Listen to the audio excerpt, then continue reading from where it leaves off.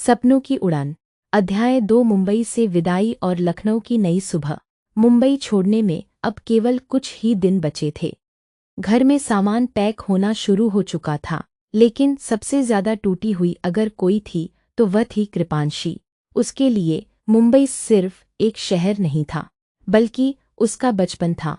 उसकी पहली मुस्कान, पहला स्कूल, पहली दोस्ती और पहला मंच, सब कुछ यहीं था। इस शहर की हर गली में उसकी कोई ना कोई याद बसती थी। उसकी डांस अकादमी का आखिरी दिन आ गया। वह हमेशा की तरह घुंघरू पहनकर पहुंची।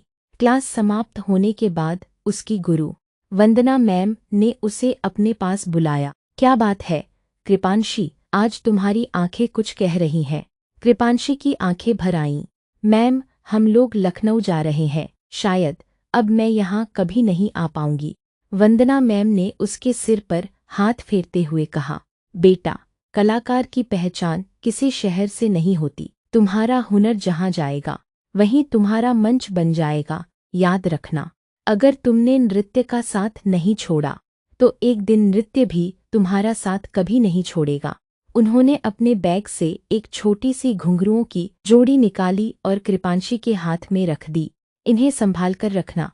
जब भी तुम्हें लगे कि तुम अकेली हो, इन्हें पहन लेना। ये तुम्हें याद दिलाएंगे कि तुम्हारी पहचान तुम्हारा नृत्य है। कृपांशी ने घुंघरुओं को अपने सीने से लगा लिया।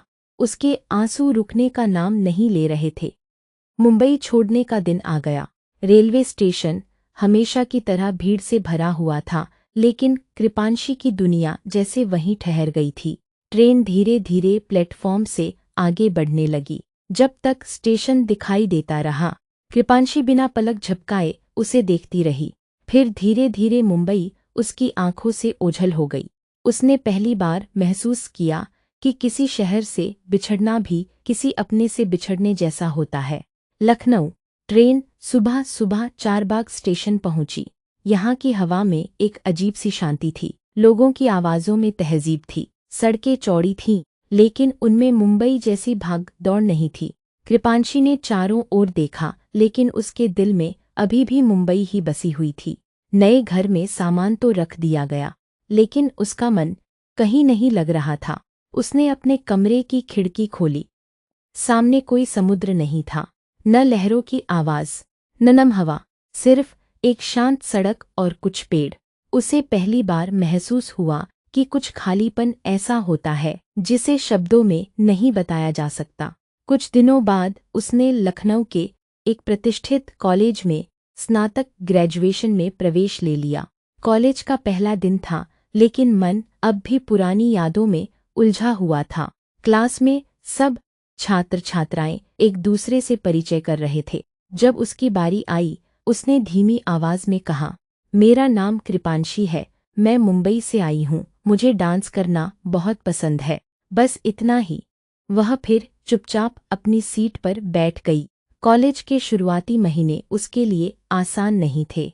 न किसी से ज्यादा दोस्ती, न कहीं घूमना। उसकी दुनिया बस घर, कॉलेज और उसका कमरा रह गई थी।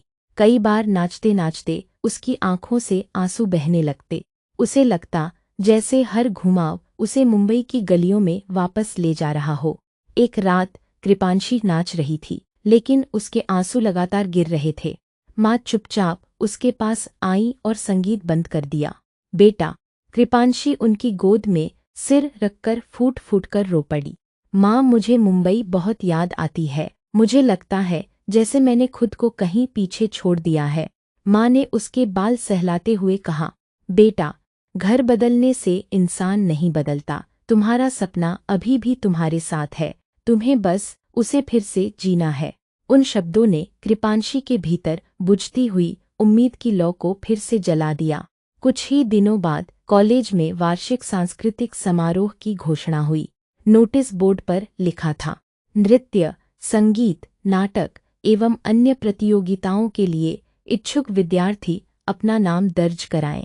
कृपांशी काफी देर तक उस नोटिस को देखती रही।